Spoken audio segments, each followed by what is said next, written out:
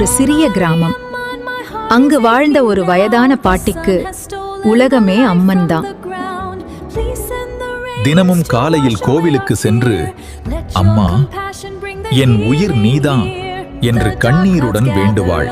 ஒரு நாள் அந்த கிராமத்தில் கடும் வறட்சி, மழை இல்லை. மக்கள் பசியால் தவித்தார்கள். அனைவரும் நம்பிக்கை இழந்த நேரத்தில் அந்த பாட்டி மட்டும் அம்மனை நோக்கி மனம் உருகி வேண்டினாள். அந்த இரவு கருமேகம் சூழ்ந்து கனமழை பொழிந்தது. ஆஹா, மழை வந்துவிட்டது, நன்றி, மழை வருகிறது. அம்மன் சன்னதியில் இருந்த பூ ஒன்று பாட்டியின் மடியில் விழுந்தது. அப்போது அனைவரும் உணர்ந்தார்கள், அம்மன் அருள் கிடைக்க வேண்டுமென்றால் உண்மையான பக்தி வேண்டும். உண்மையான பக்தி இருக்கும் இடத்தில் அம்மன் அருள் நிச்சயம் இருக்கும்.